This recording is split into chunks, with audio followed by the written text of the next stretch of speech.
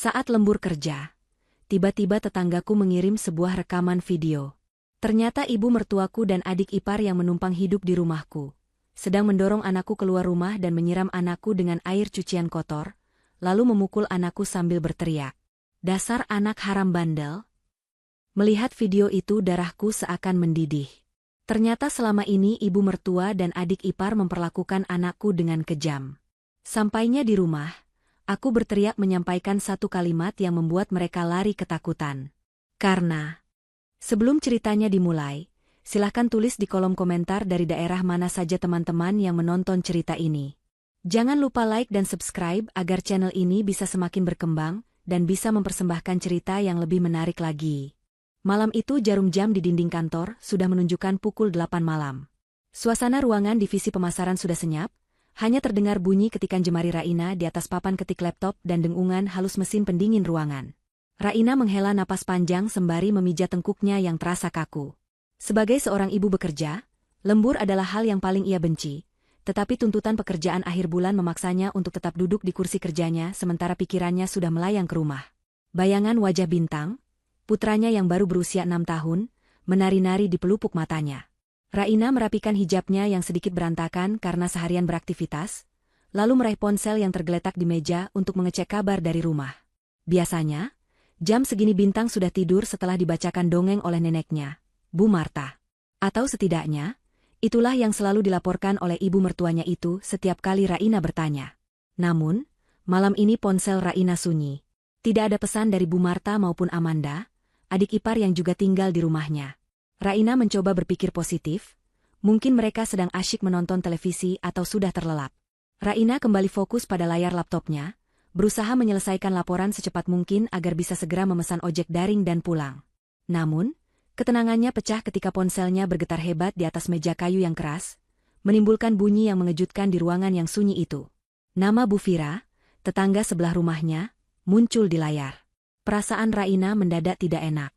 Tidak biasanya Bu Fira menghubunginya malam-malam begini kecuali ada hal yang sangat mendesak. Dengan tangan sedikit gemetar, Raina membuka pesan tersebut. Pesan itu singkat namun cukup membuat jantung Raina seakan berhenti berdetak. Bu Fira menuliskan kalimat agar Raina tidak kaget, dan segera melihat video yang dikirimkannya. Tanpa menunggu sedetik pun, Raina menekan ikon unduh pada video berdurasi 2 menit itu.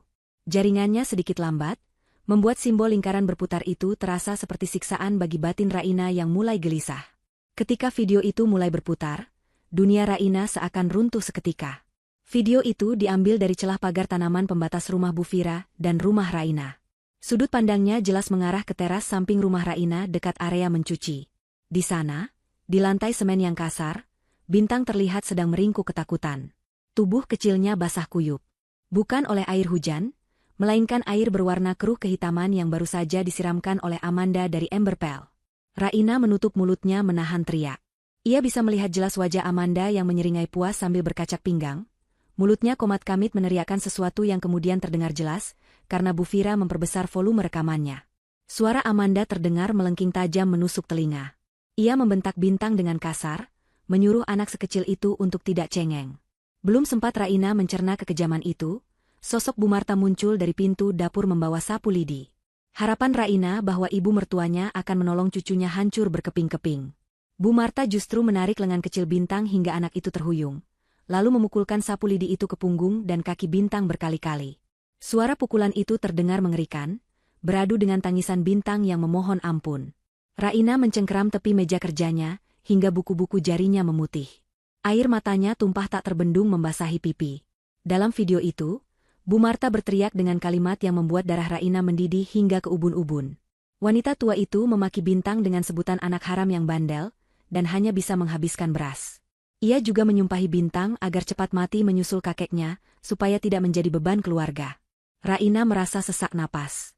Selama ini, di hadapannya, Bu Marta selalu bersikap manis pada Bintang, memanggilnya cucu kesayangan, dan selalu meminta uang tambahan untuk membelikan vitamin atau mainan buat Bintang. Ternyata semua itu hanyalah topeng busuk untuk menutupi sifat aslinya yang lebih kejam dari iblis. Raina tidak sanggup menonton video itu sampai habis. Tetapi matanya terpaku pada layar ketika melihat Amanda mendorong tubuh Bintang, hingga kepala anak itu membentur pot bunga besar di sudut teras. Bintang menjerit kesakitan memegang kepalanya, sementara Bu Marta dan Amanda justru tertawa. Mereka kemudian menyeret Bintang keluar dari pintu samping dan mengunci pintu, membiarkan anak itu menangis di luar dalam kondisi basah dan kesakitan. Video berakhir dengan tangan Bu Fira yang gemetar menurunkan kamera, mungkin karena ketakutan ketahuan. Raina membanting ponselnya ke meja, napasnya memburu cepat. Rasa sakit di dadanya berubah menjadi amarah yang menyala-nyala. Ia merasa gagal menjadi ibu. Ia bekerja keras banting tulang dari pagi sampai malam demi membiayai kehidupan mereka semua, termasuk membayar utang-utang gaya hidup Amanda dan biaya berobat Bu Marta yang ternyata palsu. Ia memberikan atap untuk mereka berteduh, memberi makan, bahkan membelikan pakaian bagus, tetapi balasan yang ia terima adalah penyiksaan terhadap permata hatinya. Raina segera mengemasi barang-barangnya dengan kasar. Ia tidak peduli lagi pada laporan yang belum selesai. Ia harus pulang sekarang juga. Ia akan membunuh mereka jika perlu. Saat Raina berdiri dengan langkah goyah, pintu ruangan terbuka. Andra, suaminya, masuk dengan wajah lelah namun tersenyum. Andra berniat menjemput Raina agar mereka bisa makan malam bersama di jalan pulang. Namun, senyum Andra lenyap seketika saat melihat kondisi istrinya. Wajah Raina merah padam, air mata membasahi wajah, dan tubuhnya gemetar hebat seperti orang yang sedang kedinginan. Andra bergegas menghampiri Raina, bertanya dengan panik apa yang terjadi, apakah ada orang yang mengganggunya di kantor. Raina tidak mampu berkata-kata. Tenggorokannya tercekat oleh isak tangis yang tertahan. Ia hanya menunjuk ponselnya yang tergeletak di meja. Andra, dengan bingung, mengambil ponsel itu. Layar ponsel masih menyala menampilkan bingkai terakhir video tersebut. Andra menekan tombol putar. Raina memalingkan wajahnya, tidak sanggup mendengar suara jeritan Bintang untuk kedua kalinya. Ia memperhatikan reaksi suaminya. Selama ini, Andra adalah anak yang sangat berbakti. Andra tidak pernah berani membantah Bu Marta. Raina takut Andra akan menyangkal video itu atau mencari pembenaran atas tindakan ibunya, seperti yang sering dilakukan suami-suami di cerita drama yang sering ia dengar. Namun, reaksi Andra di luar dugaan. Wajah pria itu berubah pucat pasi dalam hitungan detik. Matanya melebar menatap layar ponsel, merekam setiap detik penyiksaan yang dialami darah dagingnya sendiri. Rahang Andra mengeras hingga terdengar bunyi gemeretak gigi yang beradu. Tangan Andra yang memegang ponsel gemetar, bukan karena takut, melainkan karena amarah yang luar biasa besar. Ketika video selesai, Andra tidak langsung bicara. Ia menatap dinding kosong dengan tatapan kosong namun mengerikan. Napasnya berat dan dalam. Raina melihat setitik air mata jatuh dari sudut mata suaminya, yang segera dihapus dengan kasar. Andra menoleh menatap Raina. Tidak ada keraguan di mata itu. Ia mendekap Raina erat-erat, membiarkan istrinya menangis di dadanya sejenak. Andra membisikkan permohonan maaf berulang kali, menyalahkan dirinya sendiri karena selama ini terlalu buta. Raina merasakan detak jantung Andra yang memburu. Raina melepaskan pelukan dan mengajak Andra untuk segera pulang dan lapor polisi. Raina ingin menyeret mereka ke penjara malam ini juga. Ia ingin mereka merasakan dinginnya lantai sel, seperti Bintang yang kedinginan di lantai teras. Akan tetapi, Andra menahan bahu Raina. Ia menggeleng pelan. Suaranya terdengar dingin dan datar, sangat berbeda dari Andra yang lembut dan humoris yang Raina kenal. Andra mengatakan bahwa lapor polisi sekarang hanya akan membuat mereka ditahan sebentar lalu bebas dengan jaminan, atau mereka akan memutarbalikkan fakta dengan alibi-alibi palsu. Andra berkata bahwa ia tahu kelemahan terbesar mereka. Andra mengungkapkan bahwa selama ini ia menaruh curiga pada gerak-gerik ibunya dan Amanda, terutama soal uang. Malam ini adalah puncaknya. Andra mengambil tas kerja Raina dan menggenggam tangan istrinya erat. Ia berkata dengan nada yang membuat bulu kuduk Raina meremang, bahwa mereka akan pulang bukan hanya untuk menyelamatkan Bintang, tetapi untuk menghancurkan hidup Bu Marta dan Amanda sampai ke akar-akarnya. Andra berjanji malam ini akan menjadi malam terakhir mereka bisa tidur nyenyak di rumah itu. Raina melihat sisi lain dari suaminya, sisi gelap yang muncul karena naluri seorang ayah yang anaknya disakiti. Tanpa banyak bicara lagi, mereka berdua berjalan cepat keluar dari gedung kantor, menembus malam yang kelam dengan membawa dendam yang siap meledak. Di dalam mobil, suasana terasa begitu mencekam. Hujan deras mulai turun membasahi kaca depan, seolah alam turut menangis melihat nasib malang yang menimpa Bintang. Suara wiper yang bergerak ke kiri dan ke kanan, menjadi satu-satunya irama yang menemani kebisuan Raina dan Andra. Raina duduk di kursi penumpang sambil memeluk tasnya erat-erat, matanya sembab menatap jalanan yang macet. Setiap detik yang berlalu terasa seperti jam. Bayangan Bintang yang kedinginan di luar rumah, membuat hati Raina teriris-iris. Ia ingin mobil ini bisa terbang, agar ia bisa segera mendekap tubuh kecil putranya. Ponsel Raina kembali bergetar. Lagi-lagi dari Bu Fira. Kali ini Bu Fira mengirim pesan suara.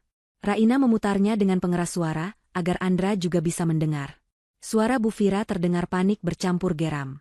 Ia mengabarkan bahwa Bintang sekarang dikunci di luar gerbang pagar depan, bukan lagi di teras samping. Anak itu duduk memeluk lutut di aspal depan rumah, diguyur hujan deras. Bu Fira ingin menolong dan membawa Bintang ke rumahnya. Tetapi pagar rumah Bu Fira dikunci gembok dari dalam oleh suaminya yang sedang pergi membawa kunci, sehingga ia tidak bisa keluar. Bu Fira sudah mencoba berteriak memanggil Bu Marta dari balik pagar. Tapi Bu Marta malah mematikan lampu teras dan masuk ke dalam rumah, pura-pura tidak mendengar. Mendengar itu, Andra membanting setir ke kiri, menyalip kendaraan di depannya dengan agresif. Raina bisa melihat urat-urat tangan Andra menonjol saat mencengkeram kemudi. Kemarahan Andra sudah diubun-ubun. Andra memaki pelan, menyebut nama ibunya dan adiknya tanpa embel-embel penghormatan lagi. Raina mencoba menenangkan dirinya sendiri, meski sulit. Ia mulai mengingat kembali semua pengorbanannya selama ini. Ia ingat bagaimana ia merelakan tabungan haji miliknya dan Andra dipakai untuk melunasi utang kartu kredit Amanda tahun lalu, karena gadis itu merengek dikejar penagih utang. Ia ingat bagaimana ia selalu membelikan baju-baju mahal untuk Bu Marta setiap lebaran, sementara ia sendiri hanya memakai baju lama yang dijahit ulang. Raina ingat betul, setiap kali ia pulang kerja membawa makanan, Bu Marta akan menyambutnya dengan senyum manis, memuji Raina sebagai menantu idaman. Namun, ternyata di belakangnya, makanan itu mungkin tidak pernah sampai ke mulut Bintang. Raina merasa bodoh.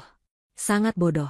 Ia terlalu percaya pada konsep keluarga harmonis, sampai menutup mata pada tanda-tanda kecil yang sebenarnya sudah ada.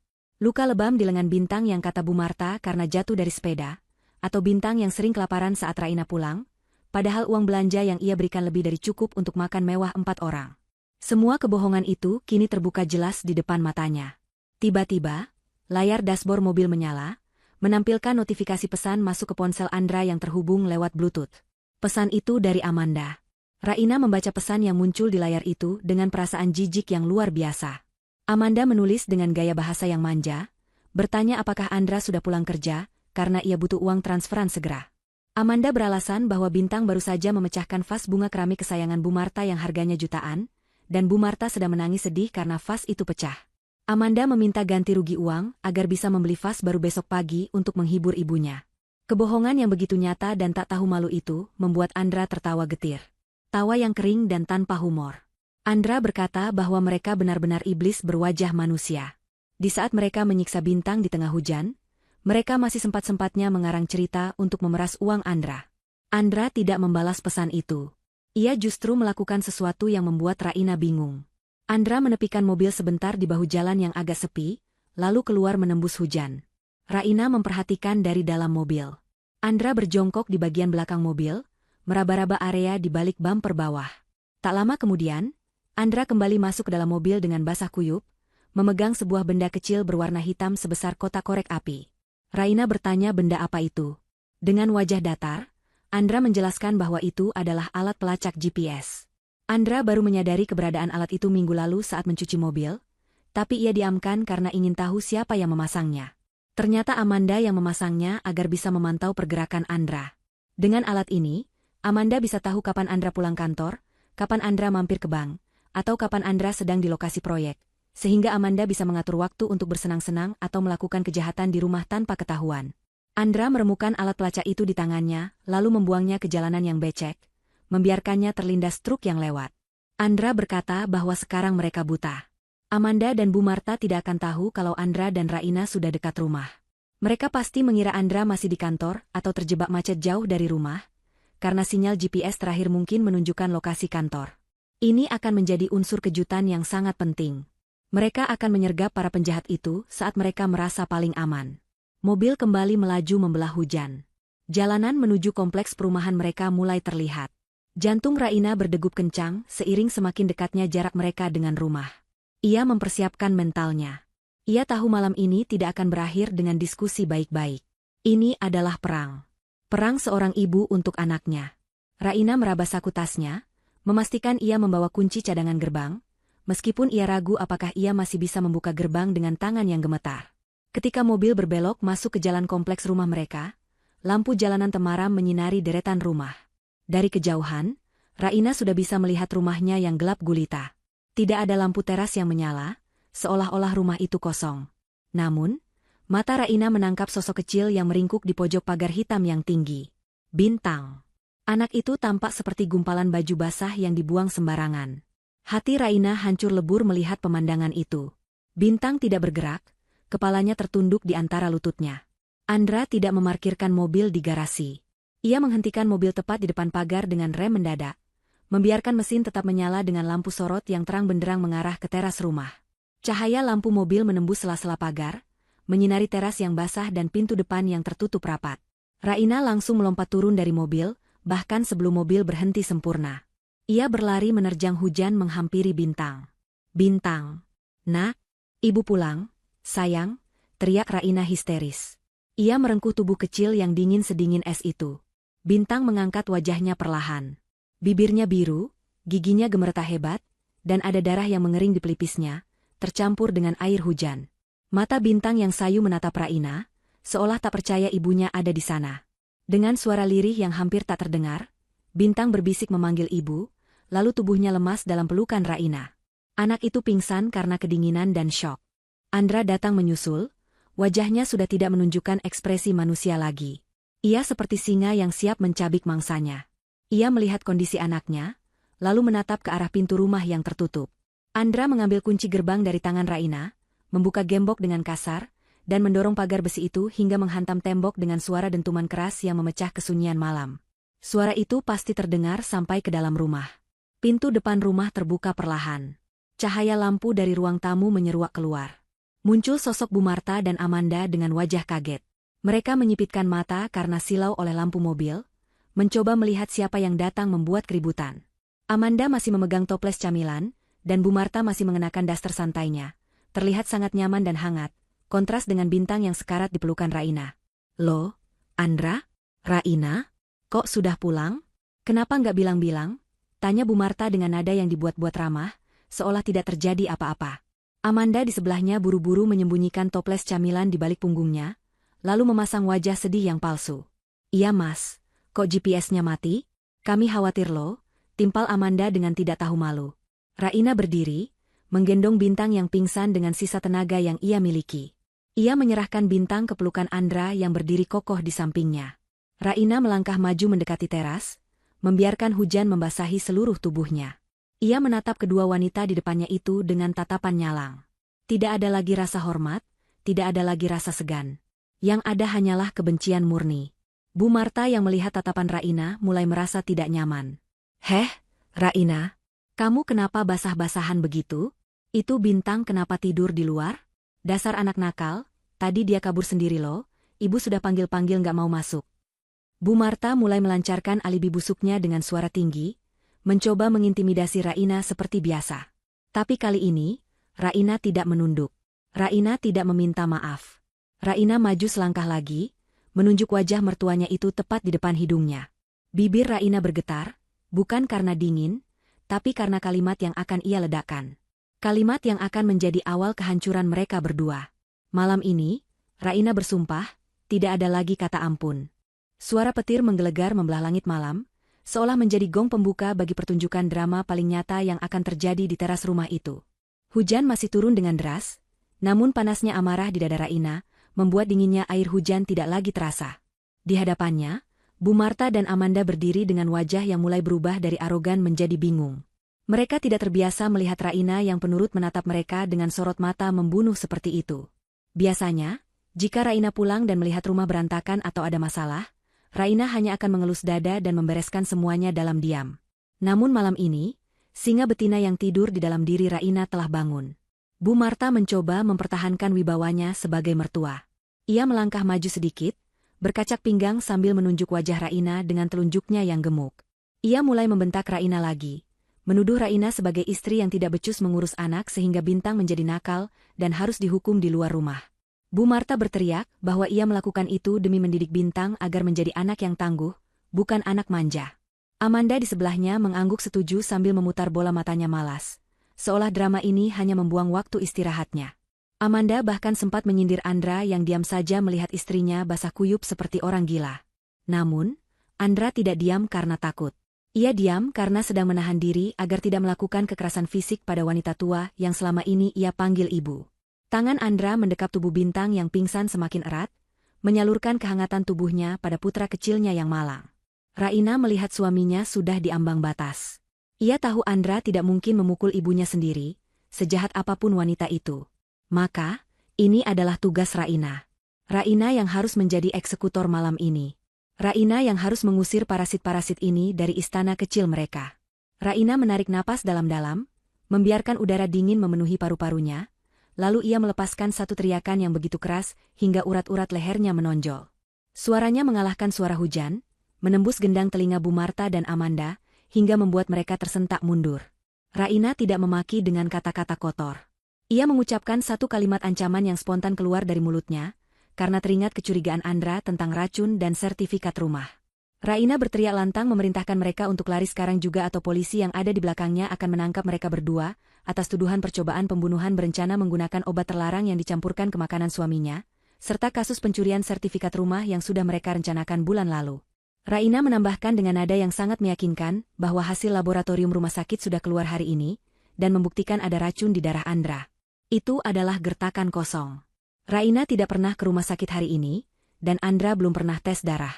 Raina hanya asal bicara karena emosi memuncak, merangkai potongan-potongan keanehan kesehatan Andra belakangan ini. Hening seketika. Hanya suara hujan yang terdengar. Raina menduga Bu Marta akan tertawa atau balik memarahinya karena menuduh sembarangan. Namun, yang terjadi sungguh di luar dugaan.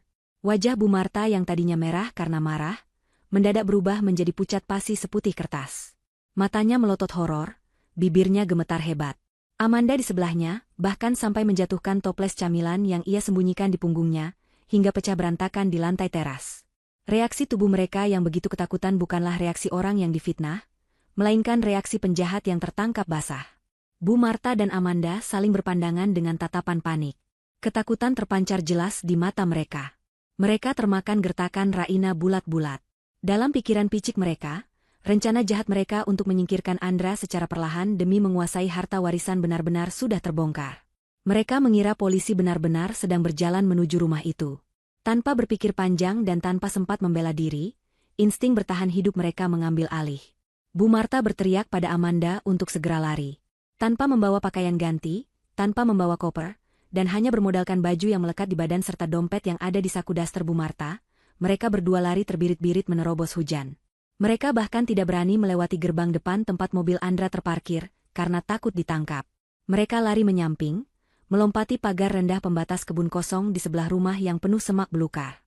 Amanda sempat terpeleset di lumpur, tapi Bu Marta menariknya kasar agar cepat bangun. Mereka berlari seperti buronan, meninggalkan rumah yang selama ini mereka tumpangi dengan angkuh. Raina dan Andra terpaku di tempat. Mereka tidak menyangka efek kalimat itu begitu dahsyat. Andra menatap ke arah perginya ibu dan adiknya dengan tatapan nanar. Jika tadi Andra masih memiliki 1% keraguan bahwa ibunya mungkin tidak sejahat itu, kini keraguan itu musnah sepenuhnya. Reaksi panik dan kaburnya mereka adalah konfirmasi paling valid bahwa tuduhan Raina tentang racun dan rencana jahat itu benar adanya. Hati Andra hancur berkeping-keping. Ternyata sakit kepala dan mual yang sering ia rasakan beberapa bulan terakhir bukanlah karena kelelahan kerja, melainkan karena ulah tangan wanita yang ia hormati selama ini. Tubuh Bintang bergerak gelisah dalam gendongan Andra, menyadarkan mereka kembali ke realita. Raina segera menyentuh kening anaknya. Panas sekali. Raina mengajak Andra untuk segera masuk ke dalam rumah. Mereka tidak boleh membiarkan Bintang kedinginan lebih lama lagi. Soal dua wanita jahat itu, biarlah mereka lari ketakutan malam ini. Hukuman yang lebih menyakitkan sudah menanti mereka nanti. Raina melangkah masuk ke dalam rumahnya sendiri. Rumah yang selama ini terasa seperti neraka karena kehadiran mertua dan ipar benalu, kini mendadak terasa hening dan luas. Di dalam rumah, suasana berantakan.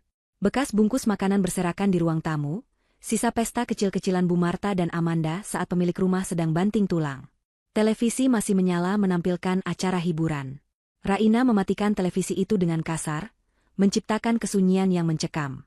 Andra membawa Bintang langsung ke kamar tidur utama, membaringkannya di kasur yang empuk dan hangat. Raina bergegas ke kamar mandi, mengambil handuk kering dan baskom berisi air hangat. Malam itu, di tengah suara hujan yang mulai mereda, Raina dan Andra bekerja sama merawat buah hati mereka. Tidak ada banyak kata yang terucap di antara suami istri itu.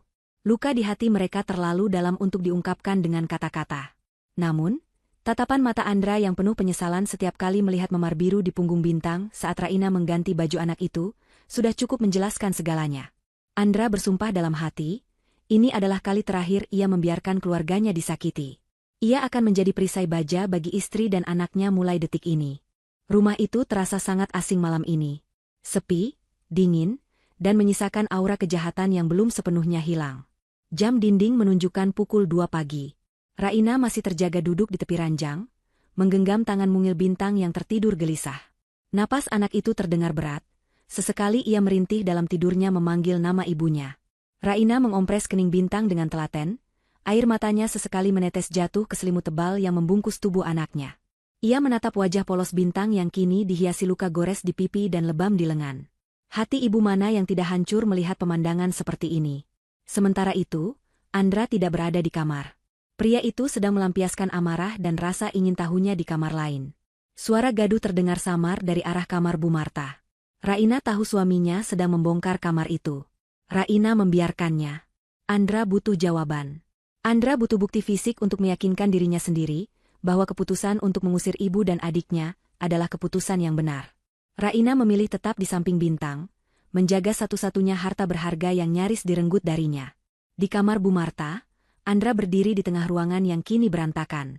Ia telah membalikkan kasur, mengeluarkan semua isi lemari pakaian, dan membongkar laci-laci meja rias ibunya.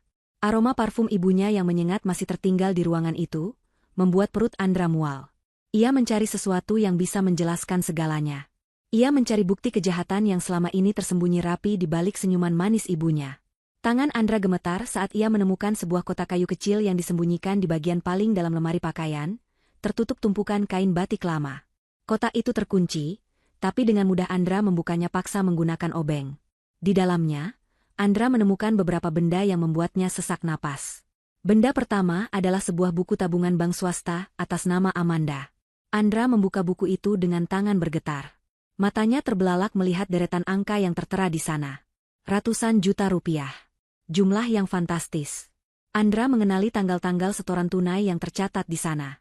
Itu adalah tanggal-tanggal di mana Andra memberikan uang belanja bulanan, uang untuk biaya berobat ibunya yang katanya sakit jantung, dan uang yang ia berikan untuk modal usaha Amanda yang katanya selalu bangkrut.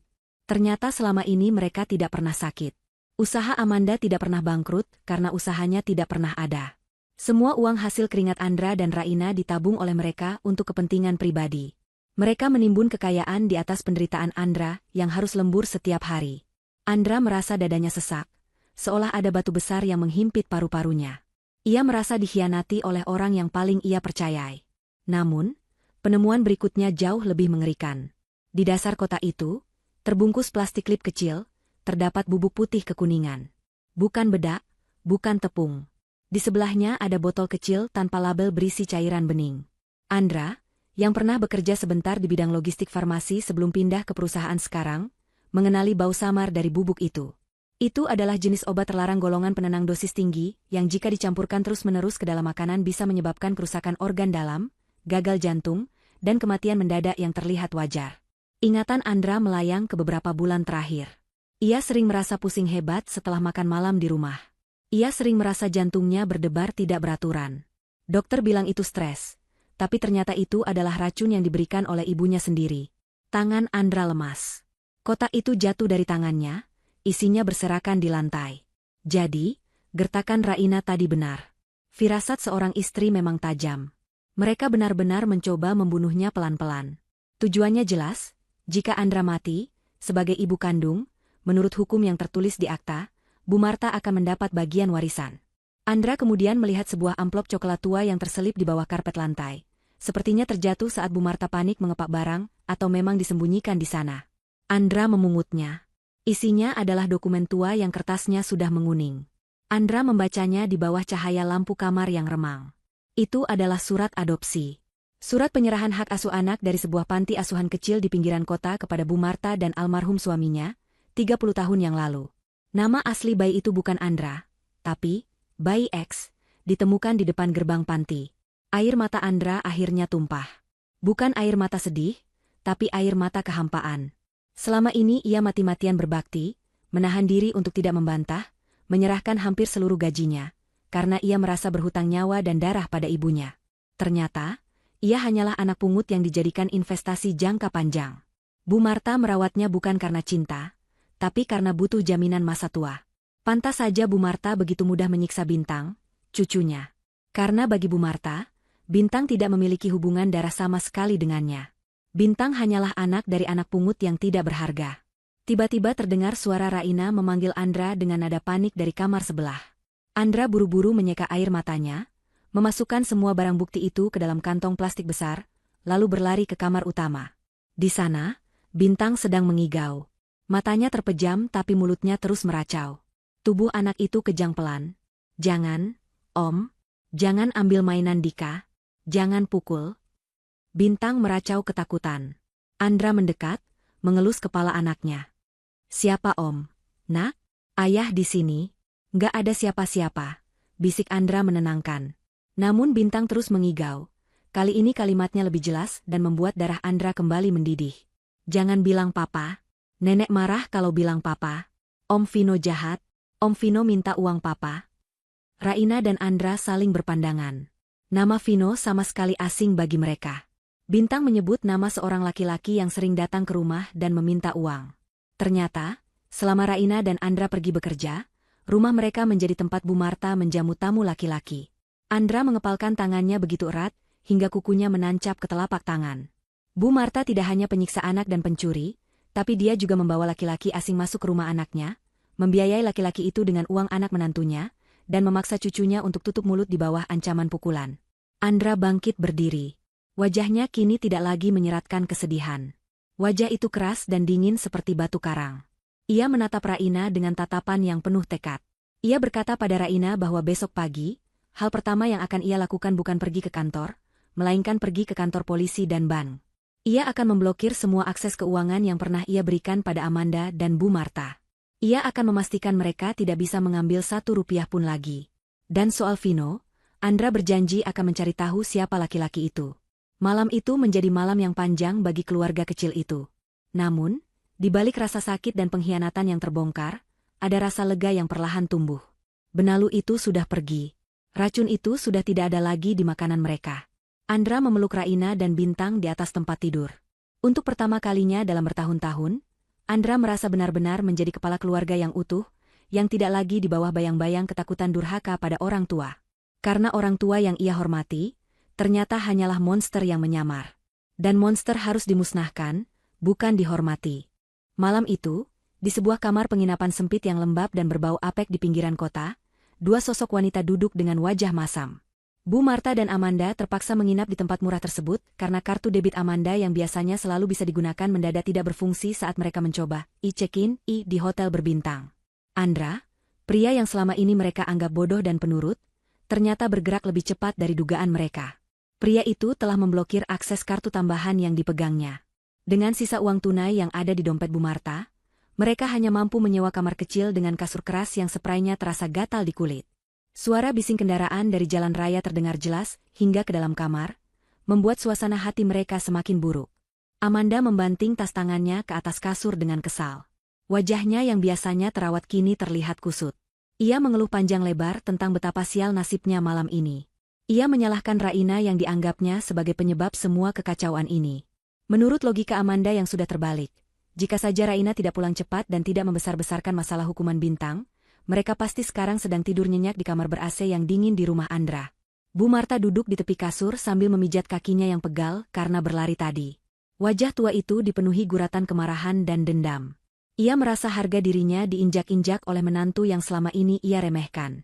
Di tengah keputusasaan itu, otak licik Bu Marta mulai bekerja. Ia sadar bahwa mereka tidak bisa kembali ke rumah itu dengan cara biasa. Ancaman Raina soal polisi dan racun, meskipun menakutkan, mungkin belum tentu terbukti saat itu juga. Bu Marta merasa mereka perlu senjata untuk membalikkan keadaan. Ia menatap Amanda yang sedang sibuk memaki-maki Raina di akun media sosial pribadinya yang terkunci. Bu Marta mendapatkan ide cemerlang. Di zaman sekarang, hukum sosial lebih kejam daripada hukum pidana. Siapa yang terlihat paling menderita, dialah yang akan dibela oleh masyarakat. Bu Marta menyuruh Amanda untuk berhenti mengeluh dan segera mengambil ponselnya. Ia memerintahkan anaknya itu untuk menyalakan kamera video. Mereka akan membuat drama. Bu Marta mulai mengacak-acak rambutnya yang sudah beruban agar terlihat lebih menyedihkan. Ia bahkan mencubit lengannya sendiri dengan keras hingga merah agar terlihat seperti bekas penganiayaan. Amanda yang paham rencana ibunya segera mengatur pencahayaan kamar yang remang-remang itu agar suasana terlihat semakin dramatis dan memilukan. Ia memosisikan kamera sedemikian rupa agar wajah ibunya terlihat tirus dan lelah. Rekaman dimulai. Bu Marta, dengan kemampuan akting yang luar biasa manipulatif, mulai menangis terseduh-seduh di depan kamera. Air matanya mengalir deras, seolah ia adalah wanita paling malang di dunia. Dengan suara serak yang dibuat-buat, Bu Marta bercerita kepada netizen bahwa ia baru saja diusir dari rumah anaknya sendiri di tengah hujan deras. Ia mengarang cerita bahwa Raina, menantunya yang berhijab itu, ternyata memiliki sifat asli yang kasar. Bu Marta menuduh Raina memukulnya dan memaksanya tidur di teras, hanya karena ia tidak sengaja menumpahkan air minum.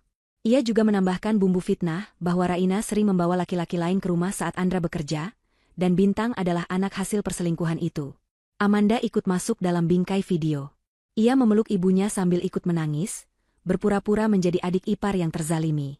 Amanda mengatakan bahwa ia mencoba membela ibunya, tetapi malah didorong oleh Raina hingga jatuh.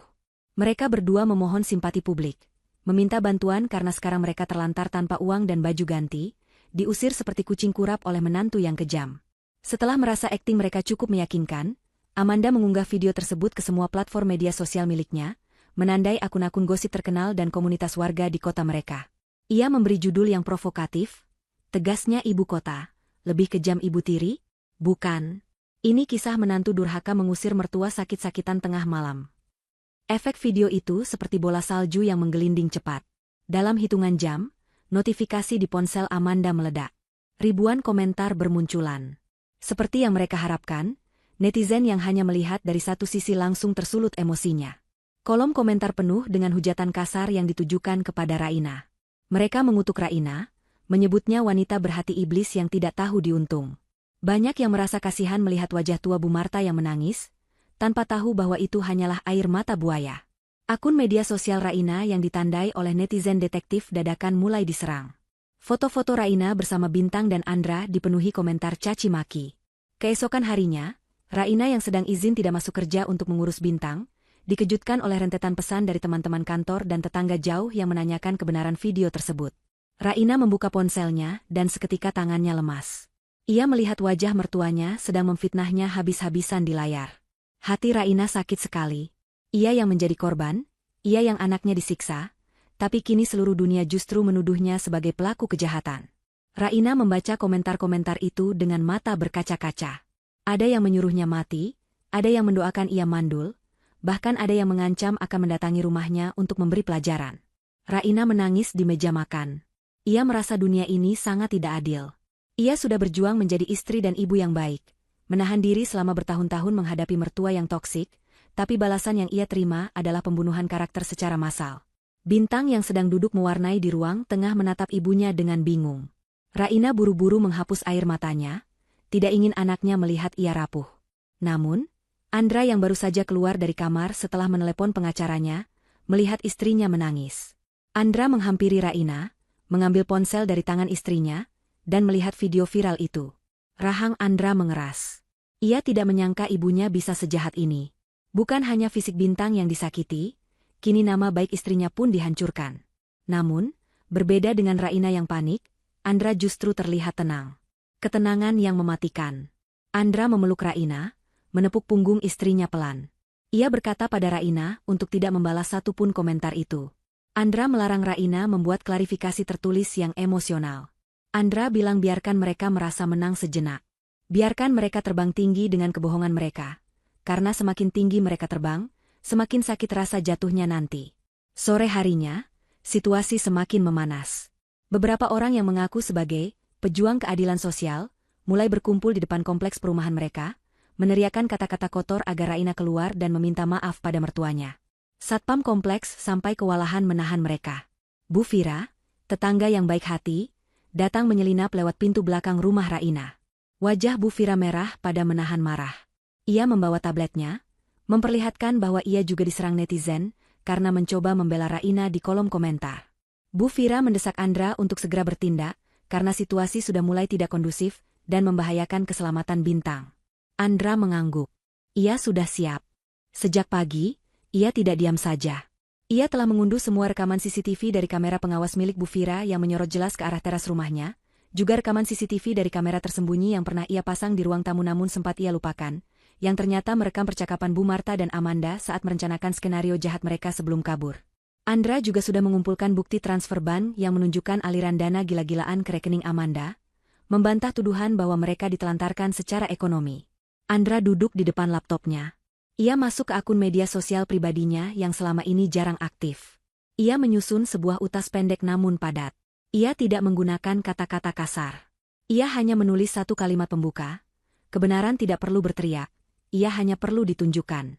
Berikut adalah kejadian sebenarnya tanpa rekayasa akting. Di bawah kalimat itu, Andra melampirkan 3 buah video. Video pertama adalah rekaman CCTV penyiksaan Bintang yang dikirim Bu Vira. Video kedua adalah rekaman saat Bu Marta dan Amanda tertawa-tawa setelah menyiram Bintang dengan air kotor. Dan video ketiga adalah bukti foto buku tabungan Amanda yang berisi ratusan juta hasil curian, disandingkan dengan bukti transfer gaji Andra. Dengan satu klik tombol, kirim, Andra melepaskan bom waktu yang akan meledakkan kebohongan ibunya. Raina berdiri di belakang kursi suaminya, memegang bahu Andra erat. Mereka berdua menatap layar, menunggu badai yang sesungguhnya datang. Bukan badai untuk mereka, tapi badai untuk para benalu yang sedang bersorak-sorai di kamar hotel sempit mereka, yang tidak sadar bahwa dalam hitungan menit, hidup mereka akan berubah menjadi mimpi buruk yang abadi. Jari-jari netizen yang tadinya sibuk mengetikkan sumpah serapah di akun Raina mendadak berhenti. Hening melanda jagat maya sejenak ketika unggahan Andra mulai muncul di beranda mereka. Video CCTV yang jernih itu berbicara lebih lantang daripada 1000 kata-kata manis Bu Marta. Dalam video itu, terlihat jelas dengan mata telanjang bagaimana Bu Marta memukulkan sapu lidi ke tubuh kecil Bintang tanpa ampun. Terlihat jelas ekspresi kejam di wajah Amanda saat menyiramkan air kotor. Suara jeritan Bintang dan makian kasar, "Anak haram," dari mulut Bu Marta terdengar sangat nyata, meruntuhkan citra nenek teraniaya yang baru saja mereka bangun beberapa jam lalu. Reaksi publik berbalik arah dengan kecepatan cahaya. Jika sebelumnya mereka menghujat Raina, kini gelombang kemarahan itu berbalik menghantam Bu Marta dan Amanda dengan kekuatan 10 kali lipat. Netizen merasa ditipu mentah-mentah. Mereka merasa dipermainkan oleh air mata palsu. Kolom komentar di video klarifikasi Andra dibanjiri permintaan maaf kepada Raina dan kutukan keras untuk Bu Marta. Tagar baru mulai bermunculan dan menjadi tren nomor 1. Nenek penyihir, Save Bintang, dan tangkap benalu. Di kamar penginapan yang sempit, Amanda sedang asyik memoles kukunya sambil tersenyum puas membaca komentar-komentar jahat di akun Raina. Ia merasa menang. Ia membayangkan sebentar lagi Andra akan datang menjemput mereka, berlutut minta maaf, dan memberikan uang yang banyak agar nama baiknya pulih. Namun, senyum itu lenyap seketika saat notifikasi ponselnya berbunyi tanpa henti, kali ini dengan nada yang jauh lebih agresif. Amanda membuka salah satu notifikasi dan matanya terbelalak. Ia melihat video CCTV itu. Wajahnya memucat. Ia mengguncang tubuh ibunya yang sedang tidur-tiduran. Bu Marta bangun dengan kaget. Saat ia melihat layar ponsel Amanda, jantungnya seakan berhenti berdetak. Video kejam itu, video saat ia memukul cucunya, kini ditonton oleh jutaan orang. Komentar-komentar yang masuk begitu mengerikan. Orang-orang memanggilnya iblis tua, monster, dan penjahat. Tidak ada lagi simpati. Yang ada hanyalah kebencian murni dari masyarakat yang muak melihat kekerasan pada anak. Bu Marta gemetar hebat. Ia mencoba menghapus video drama yang ia buat tadi pagi, tapi percuma. Video itu sudah diunduh dan disebarkan ulang oleh ribuan akun lain sebagai bukti kebohongan mereka. Jejak digital tidak bisa hilang. Kepanikan melanda ruangan kecil itu. Mereka sadar mereka tidak bisa keluar kamar. Wajah mereka sudah dikenali satu negara. Amanda mencoba menelepon teman-temannya untuk meminta bantuan, tapi tidak ada satupun yang mengangkat. Bahkan teman-teman sosialitanya yang dulu sering ia traktir pakai uang Andra, kini memblokir nomornya. Mereka jijik dan takut terbawa masalah. Amanda menangis histeris, kali ini tangisan nyata karena ketakutan. Di tengah kekacauan itu, pintu kamar penginapan diketuk keras. Bu Marta dan Amanda tersentak kaget, mengira itu polisi. Namun saat pintu dibuka sedikit, yang muncul adalah Vino, pacar berondong Bu Marta. Vino masuk dengan napas terengah-engah. Ia juga sudah melihat video viral itu. Tapi Vino datang bukan untuk menolong. Pria muda itu menatap Bu Marta dengan tatapan jijik dan panik. Ia berkata bahwa ia tidak mau terlibat dengan kasus hukum. Vino takut ikut terseret karena selama ini ia menikmati uang hasil perasan dari Andra. Bu Marta mencoba memegang tangan Vino, memohon agar Vino tidak meninggalkannya. Ia berjanji akan memberikan uang lagi setelah masalah ini selesai. Tapi Vino menepis tangan keriput itu dengan kasar. Vino bilang ia sudah muak melayani nenek-nenek bawel, hanya demi uang receh. Dengan gerakan cepat, Vino menyambar tas tangan Bu Marta yang tergeletak di meja. Di dalam tas itu ada sisa perhiasan emas yang sempat dibawa Bu Marta saat kabur dari rumah. Kalung, gelang, dan cincin berlian peninggalan almarhum suami Bu Marta yang asli. Bu Marta berteriak histeris, mencoba merebut tasnya kembali. Terjadi tarik-menarik singkat. Tapi tenaga wanita tua tentu kalah dengan tenaga laki-laki muda. Vino mendorong Bu Marta hingga jatuh terjerembab ke lantai, kepalanya membentur kaki meja. Vino lari keluar kamar membawa semua perhiasan itu, meninggalkan Bu Marta yang mengerang kesakitan dan Amanda yang hanya bisa terpaku di pojok ruangan, terlalu pengecut untuk melawan. Bu Marta menangis meraung-raung, bukan karena sakit di kepalanya, tapi karena sadar bahwa cinta yang ia banggakan ternyata palsu. Uangnya hilang, emasnya raib, dan pacarnya kabur. Karma mulai bekerja dengan sangat cepat. Sementara itu, Amanda yang stres berat tiba-tiba merasakan sakit yang luar biasa di perut bagian bawahnya. Wajahnya pucat pasi, keringat dingin bercucuran sebesar biji jagung. Ia memegangi perutnya sambil merintih. Selama ini, Amanda menyembunyikan sebuah rahasia besar dari semua orang, termasuk ibunya. Ia sedang hamil muda. Kehamilan di luar nikah hasil hubungannya dengan seorang pria kaya beristri yang menjadi penyokong gaya hidup mewahnya, sebelum pria itu mulai menjauh. Stres akibat serangan netizen dan ketakutan akan dipenjara memicu kontraksi dini pada kandungannya yang lemah. Amanda mencoba menghubungi satu-satunya harapan terakhirnya. Dengan tangan gemetar, ia menekan nomor kontak yang dinamai My Boss di ponselnya. Itu adalah nomor Pak Teguh, mantan bos di kantor lama Raina, yang juga ayah biologis dari janin yang dikandungnya. Sambungan terhubung. Amanda menangis, memohon bantuan, mengatakan bahwa ia diusir dan sedang sakit. Ia berharap Pak Teguh akan kasihan dan mengirimkan uang atau menjemputnya. Namun, jawaban dari seberang telepon begitu dingin dan kejam. Suara Pak Teguh terdengar datar. Ia berkata bahwa ia sudah tahu tentang video viral itu. Ia tidak mau nama baik dan karirnya hancur karena berhubungan dengan wanita, sakit jiwa, penyiksa anak seperti Amanda. Pak Teguh mengancam, jika Amanda berani menyebut namanya atau mengaku hamil anaknya, ia akan menuntut Amanda dengan tuduhan pemerasan dan pencemaran nama baik. Pak Teguh menegaskan bahwa ia punya pengacara hebat yang bisa membuat Amanda membusuk di penjara lebih lama. Telepon diputus sepihak. Amanda menjatuhkan ponselnya ke lantai. Layar ponsel itu retak. Sama seperti hidupnya yang kini hancur berkeping-keping. Ia menatap ibunya yang masih menangisi perhiasan yang hilang di lantai. Mereka berdua terjebak di kamar sempit itu, tanpa uang, tanpa sekutu, dan menjadi musuh publik nomor satu. Rasa lapar mulai menyerang karena mereka belum makan sejak pagi, tapi mereka tidak berani keluar untuk membeli makanan. Setiap kali ada orang lewat di lorong depan kamar, mereka gemetar ketakutan, mengira masa akan datang menghakimi mereka. Di rumahnya yang nyaman, Raina sedang menyuapi Bintang bubur hangat. Andra duduk di sampingnya, mengusap kepala Bintang dengan sayang. Ponsel Raina terus bergetar. Tapi kali ini berisi pesan-pesan dukungan dan tawaran bantuan hukum dari berbagai lembaga perlindungan anak. Raina merasa lega yang luar biasa. Beban berat yang menghimpit dadanya seharian ini terangkat sudah. Kebenaran telah menemukan jalannya. Andra memberitahu Raina bahwa polisi sudah menerima laporan resminya. Bukti CCTV dan hasil lab sisa bubuk obat terlarang yang ditemukan di kamar Bu Marta sudah cukup untuk menerbitkan surat penangkapan. Andra menatap istrinya dalam-dalam. Ia berjanji bahwa besok, tidak akan ada lagi ketakutan. Besok, mereka akan memulai hidup baru yang benar-benar bersih. Namun sebelum itu, Andra masih memiliki satu rencana terakhir. Ia tahu Amanda dan Bu Marta pasti akan mencoba mencari celah untuk kembali atau meminta belas kasihan dengan cara manipulatif lainnya. Andra ingin memastikan bahwa jalan pulang bagi mereka benar-benar tertutup selamanya.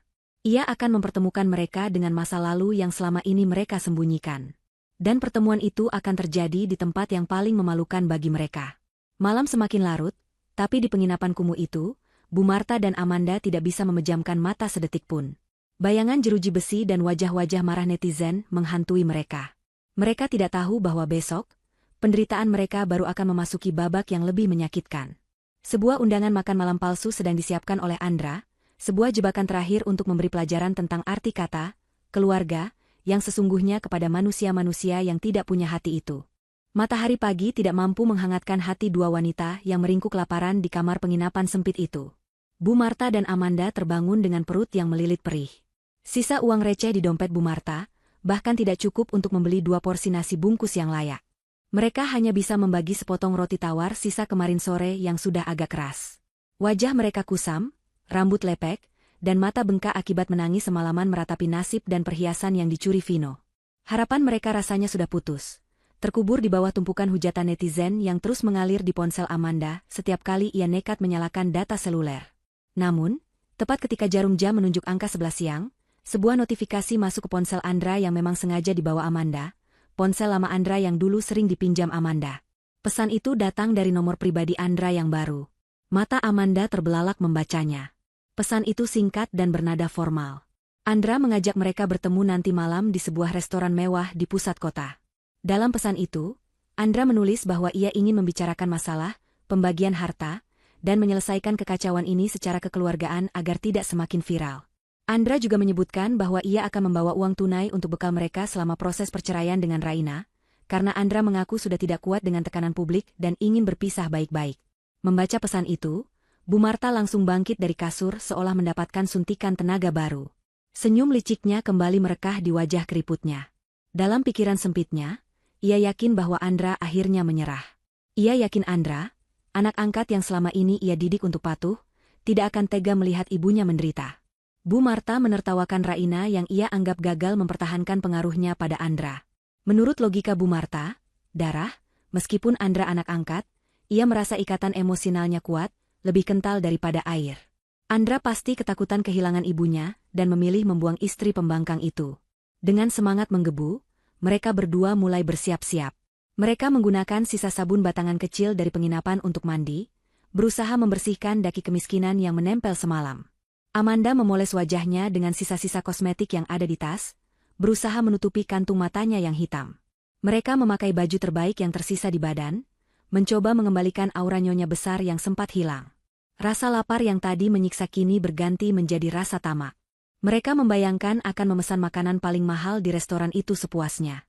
Malam harinya, Bu Marta dan Amanda tiba di restoran mewah yang dijanjikan. Mereka datang dengan berjalan kaki cukup jauh dari halte bus, karena tidak punya uang untuk taksi, membuat keringat kembali membasahi punggung mereka.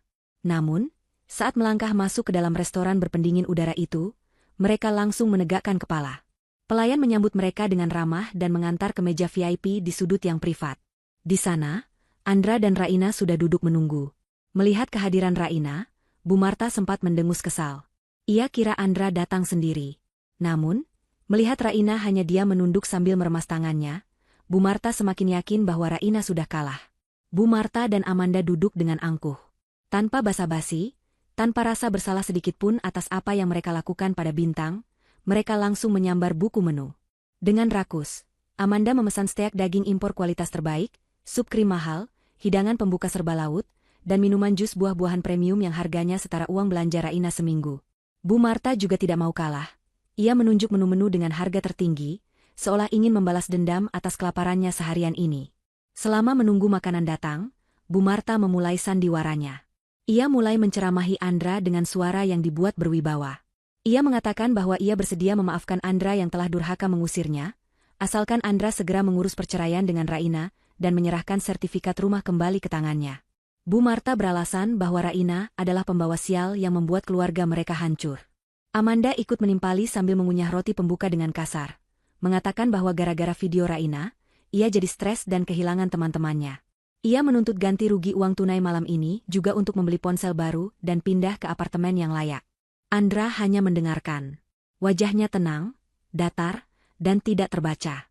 Ia sesekali mengangguk pelan, yang diartikan oleh Bu Marta sebagai tanda setuju. Raina di sebelahnya tetap diam, namun di balik meja, tangannya menggenggam erat tangan Andra, menyalurkan kekuatan. Raina tahu ini adalah babak terakhir dari kesabaran suaminya. Makanan pun datang. Meja penuh dengan hidangan lezat yang mengepul.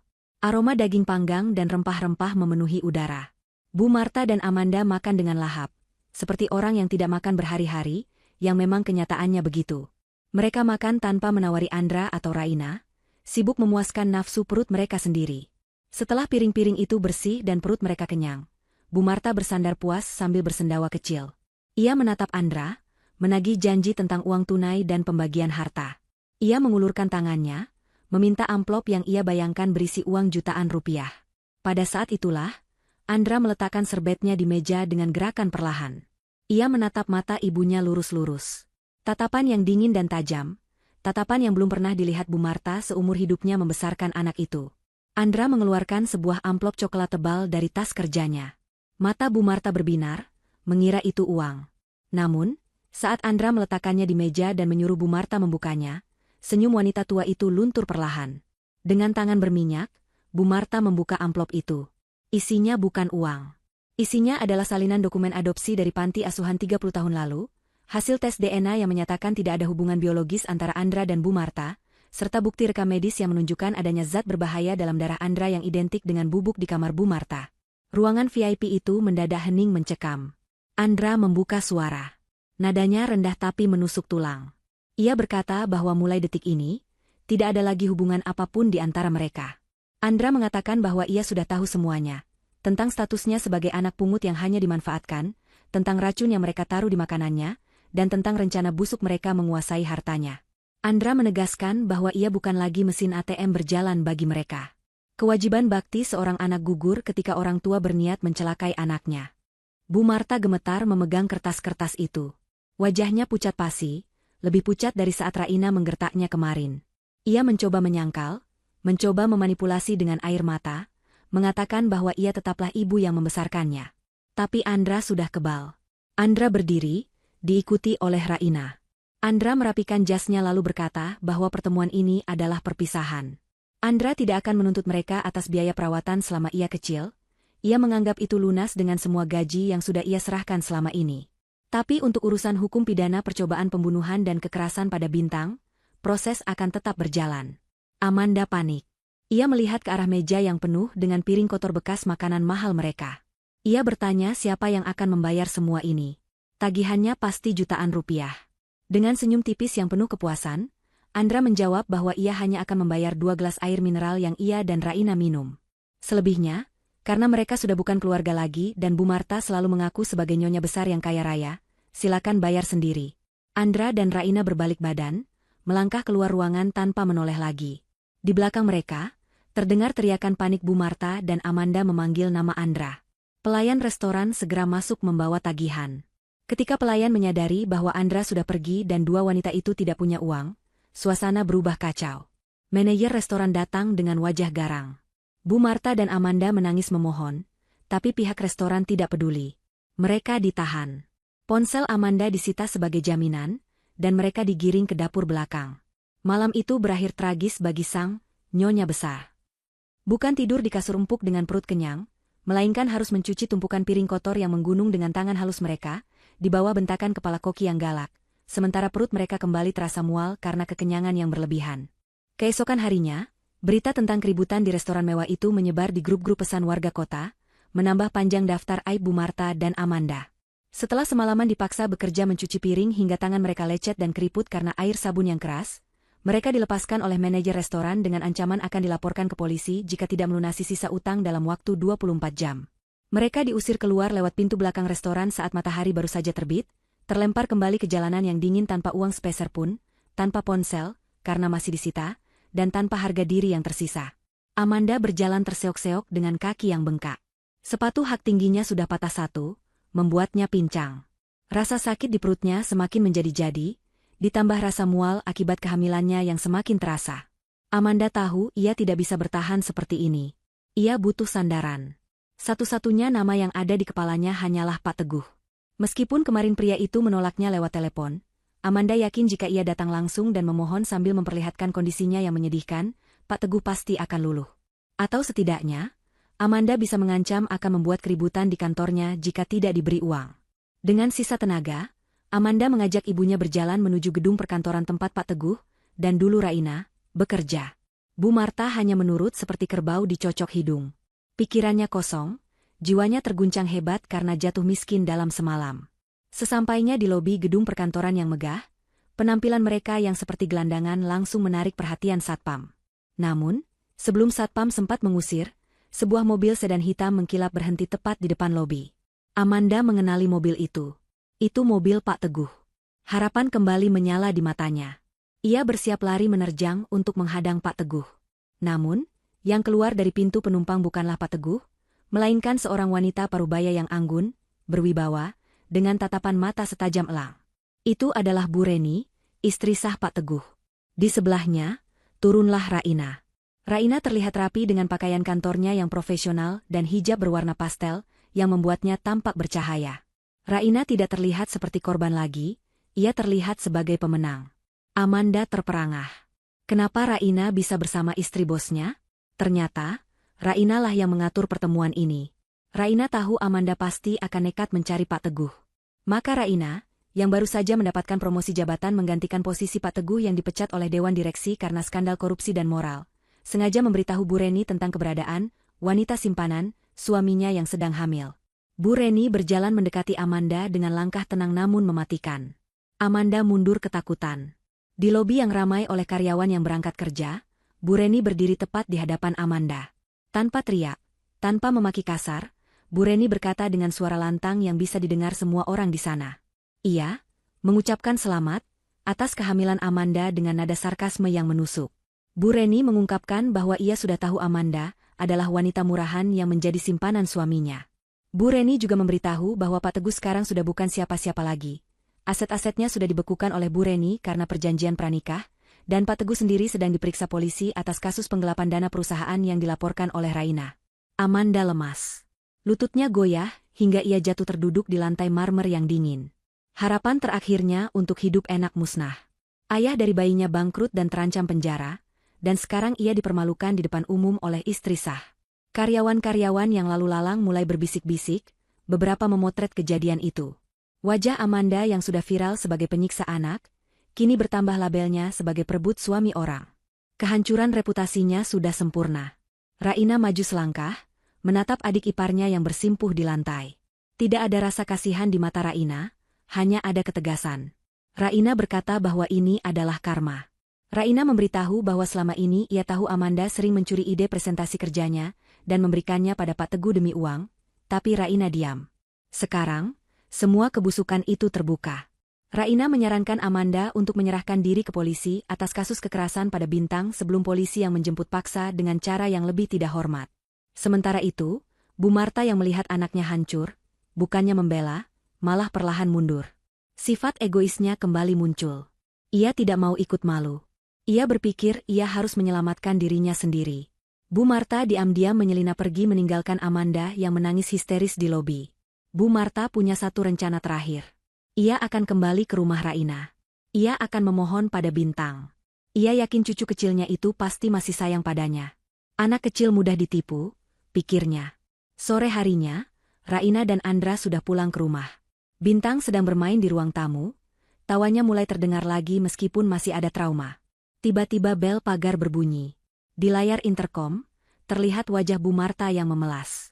Ia berakting seolah-olah kakinya pincang dan memegang dadanya seolah sesak napas.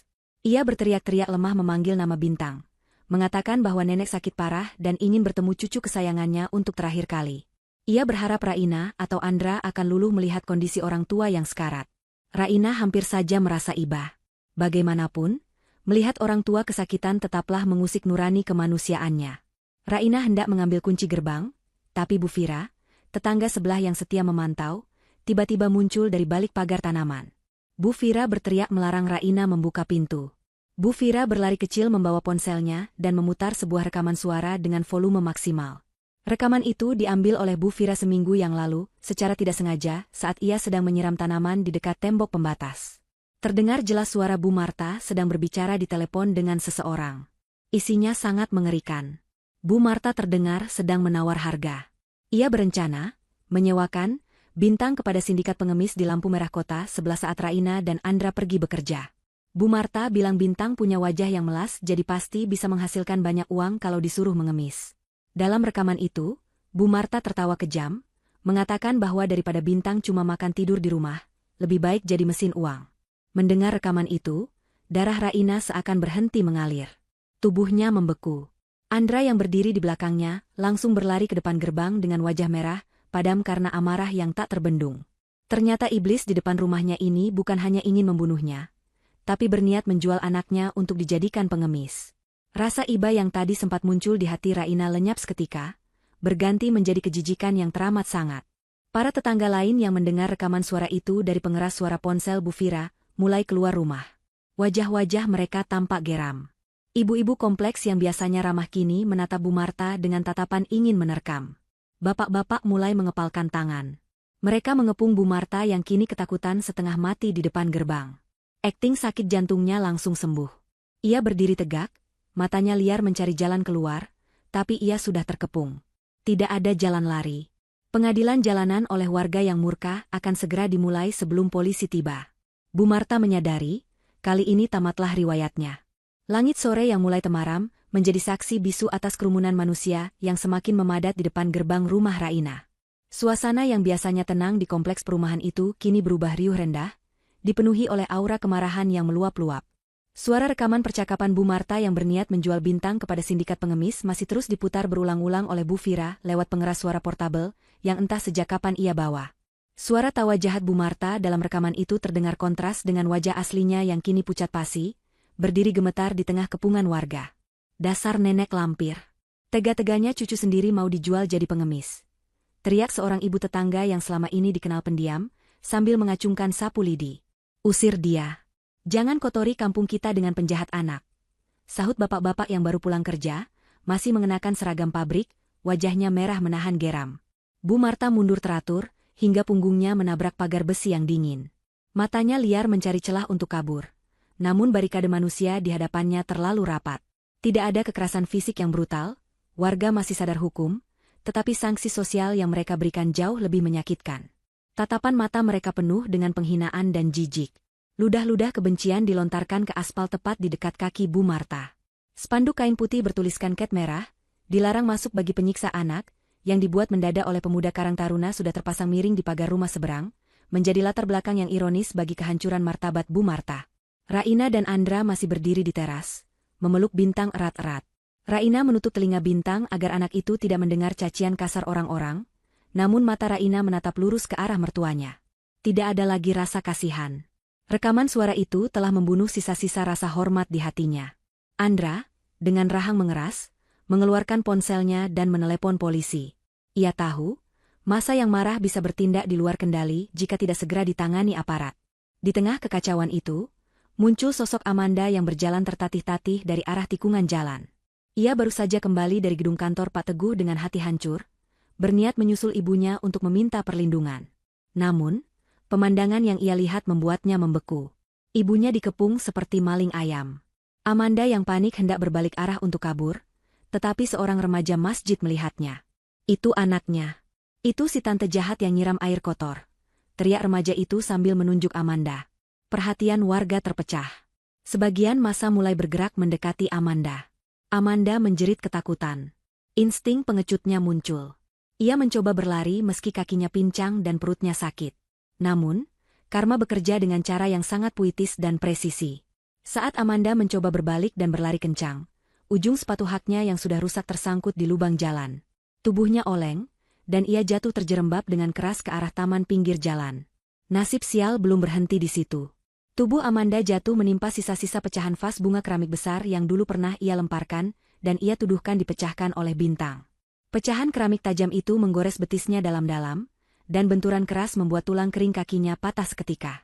Suara kertak tulang yang mengerikan terdengar, disusul jeritan melengking Amanda yang menyayat hati. Ia berguling-guling di tanah memegangi kakinya yang bengkok dengan posisi tidak wajar, darah segar mengalir deras membasahi tanah. Rasa sakit fisik yang luar biasa bercampur dengan rasa sakit di perutnya, akibat kontraksi kehamilan yang semakin hebat. Tidak lama kemudian, suara sirine mobil polisi meraung-raung memecah keributan. 2 mobil patroli berhenti di depan kerumunan. Polisi berseragam lengkap turun dengan sigap, meminta warga untuk mundur dan memberi jalan. Bu Marta yang melihat polisi datang justru merasa sedikit lega, ia berpikir polisi akan menyelamatkannya dari amuk massa. Ia berlari kecil mendekati polisi dengan wajah memelas, hendak mengadu bahwa ia dianiaya warga. Namun, harapan Bu Marta hancur seketika. Polisi itu tidak datang untuk melindunginya.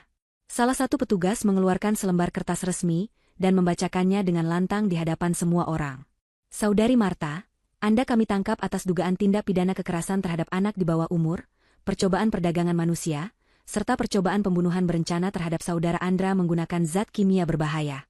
Anda berhak diam, dan segala perkataan Anda bisa digunakan di pengadilan. Klik. Suara borgol besi yang dingin mengunci kedua pergelangan tangan Bu Marta. Wajah Bu Marta runtuh seketika. Ia meronta, berteriak bahwa itu fitnah, bahwa ia adalah korban. Tapi bukti hasil laboratorium tentang residu obat terlarang di makanan Andra dan di kamar Bu Marta sudah keluar siang tadi, menjadi dasar penangkapan yang kuat. Andra menyerahkan bukti-bukti itu dengan lengkap. Sementara itu, Amanda yang masih meraung kesakitan di tanah juga didatangi polisi wanita dan tim medis. Meskipun ia sedang kesakitan, prosedur hukum tetap berjalan. Polisi membacakan status tersangka kepada Amanda atas kasus penganiayaan anak yang terekam CCTV. Amanda menangis histeris, memohon ampun, memanggil-manggil nama Pak Teguh yang tidak akan pernah datang, dan memanggil ibunya yang kini sudah digiring masuk ke mobil polisi. Warga bersorak-sorai melihat pemandangan itu. Rasain lo, makanya jangan jahat sama anak kecil, teriak salah satu warga. Tepuk tangan riuh terdengar saat mobil polisi membawa Bu Marta pergi. Sementara Amanda dinaikkan ke ambulans dengan pengawalan ketat polisi, menuju rumah sakit Polri untuk diobati sebelum dijebloskan ke sel tahanan. Malam itu, kompleks perumahan Raina kembali tenang, namun ketenangan itu terasa berbeda. Udara terasa lebih bersih, seolah racun yang selama ini mengotori lingkungan mereka telah disapu bersih. Andra menutup pintu gerbang yang kini terasa kokoh. Ia berbalik menatap Raina dan Bintang yang menunggu di ambang pintu. Raina tersenyum, senyum yang lepas dan tulus. Andra berlutut, memeluk kaki istri dan anaknya. Malam ini, mereka bisa tidur nyenyak tanpa perlu mengunci pintu kamar tidur dengan rasa takut. Hantu-hantu masa lalu itu sudah pergi, dikurung di balik jeruji besi di mana mereka seharusnya berada. 2 tahun telah berlalu sejak malam penangkapan yang menggemparkan itu. Waktu berjalan dengan keadilan yang ditegakkan sesempurna mungkin. Roda nasib berputar, menempatkan setiap orang pada posisi yang pantas mereka dapatkan. Di sebuah lembaga pemasyarakatan wanita yang suram dan lembab, Bu Marta duduk termenung di pojok sel yang sempit. Tidak ada lagi sisa-sisa kemewahan di wajahnya. Rambutnya memutih sepenuhnya dan dipotong pendek asal-asalan. Tubuhnya kurus kering, kulitnya kusam penuh bercak jamur karena sanitasi yang buruk. Ia divonis 15 tahun penjara atas akumulasi kejahatannya, percobaan pembunuhan berencana dan kekerasan anak. Usianya yang tua tidak membuatnya mendapatkan belas kasihan di dalam penjara. Justru, di dalam ekosistem penjara yang keras, Bu Marta menempati kasta terendah. Para narapidana lain, bahkan pembunuh sekalipun, memiliki kode etik tidak tertulis. Mereka sangat membenci pelaku kekerasan terhadap anak. Setiap hari adalah neraka bagi Bu Marta. Jatah makan siangnya sering diludahi atau diambil paksa oleh napi senior yang berbadan besar. Saat jam istirahat di lapangan, ia sering menjadi bulan-bulanan, didorong, disandung, atau dilempari batu kerikil sambil diteriaki, "Nenek lampir." Kesehatan Bu Marta menurun drastis. Ia terserang stroke ringan 6 bulan lalu yang membuat separuh wajahnya miring dan bicaranya pelo. Namun, karena tidak ada keluarga yang menjamin biaya pengobatan tambahan dan ia dianggap napi bermasalah, ia hanya mendapat perawatan seadanya di klinik penjara. Setiap malam, Bu Marta menangis dalam diam, merindukan kasur empuk di rumah Andra, merindukan makanan hangat buatan Raina yang dulu sering ia hina. Tidak ada satupun orang yang menjenguknya. Andra benar-benar memutus hubungan total. Vino, pacar berondongnya, sudah lama menghilang dengan perhiasannya dan tak pernah tertangkap. Bu Marta sendirian, membusuk perlahan dalam penyesalan yang terlambat. Nasib Amanda tidak kalah tragisnya. Ia melahirkan bayinya di klinik penjara dengan kondisi tangan terborgol di ranjang besi. Proses persalinan yang menyakitkan itu harus ia lalui tanpa didampingi siapapun. Begitu bayi laki-lakinya lahir, petugas dari dinas sosial langsung mengambil alih hak asuh anak tersebut. Amanda hanya sempat melihat wajah anaknya sekilas sebelum bayi itu dibawa pergi. Tangisan Amanda pecah, menggema di lorong penjara, tangisan seorang ibu yang kehilangan anaknya, sebuah karma instan karena dulu ia tega menyiksa anak orang lain. Kini, Amanda mendekam di sel yang berbeda blok dengan ibunya. Kakinya yang dulu patah tidak sembuh sempurna, karena ia sering menolak terapi, membuatnya berjalan pincang permanen. Wajah cantiknya hancur. Tanpa perawatan kulit mahal dan nutrisi yang baik, Amanda terlihat 10 tahun lebih tua. Ia sering terlihat berbicara sendiri, memaki-maki tembok, dan berhalusinasi bahwa ia masih menjadi sosialita kaya. Para sipir mengatakan Amanda mulai mengalami gangguan jiwa berat, akibat depresi pasca melahirkan, dan tekanan mental yang bertubi-tubi. Masa mudanya habis di balik jeruji, tanpa harapan, tanpa masa depan. Sementara itu, jauh dari kegelapan penjara, kehidupan Raina dan Andra bersinar terang seperti matahari pagi.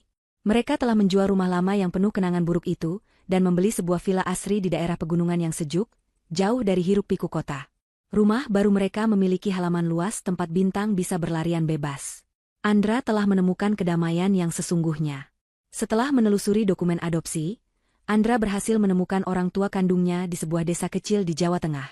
Ternyata mereka adalah pasangan petani sederhana yang dulu terpaksa menyerahkan Andra ke panti asuhan, karena kemiskinan ekstrim saat bencana alam melanda desa mereka. Pertemuan kembali itu sangat mengharukan.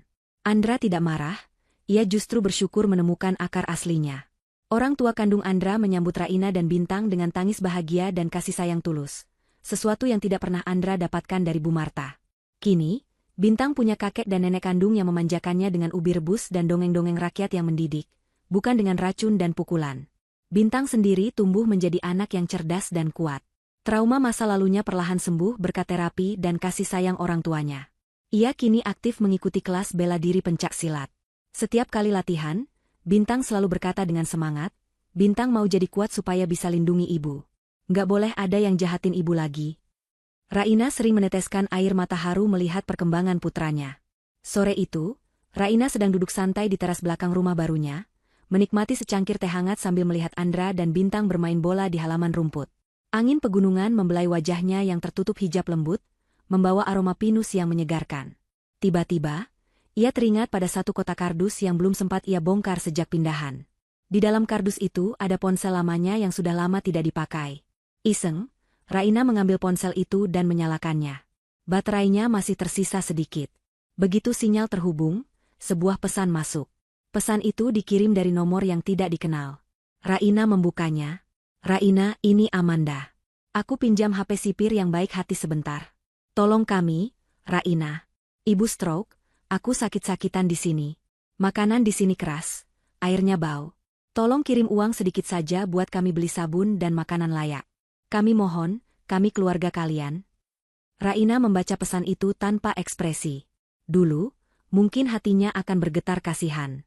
Tapi sekarang, ia teringat kembali pada video Bintang yang disiram air comberan. Ia teringat pada suaminya yang nyaris mati diracun.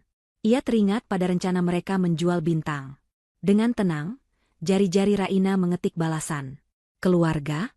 Kalian bukan keluarga. Kalian adalah masa lalu yang sudah kami kubur. Maaf, uangku hanya untuk membesarkan manusia, bukan untuk memelihara benalu. Nikmatilah hasil tanam tuai kalian. Jangan pernah hubungi kami lagi. Raina menekan tombol kirim. Setelah status pesan berubah menjadi terkirim, Raina membuka penutup belakang ponsel itu, mencabut kartu SIM-nya, lalu mematahkan kartu kecil itu menjadi dua bagian. Ia melemparkan patahan kartu itu ke tempat sampah di samping kursi teras. Sayang, ayo sini ikutan main, teriak Andra dari tengah lapangan, melambaikan tangan. Iya, ayah. Ibu sini, seru Bintang dengan pipi merah merona karena gembira. Raina tersenyum lebar. Ia meletakkan ponsel mati itu di meja, bangkit berdiri, merapikan bajunya, dan berlari kecil menghampiri dua laki-laki terpenting dalam hidupnya. Masa lalu sudah benar-benar berakhir. Di sini, di rumah ini, hanya ada kebahagiaan yang nyata. Dan Raina tahu, ia telah memenangkan perangnya.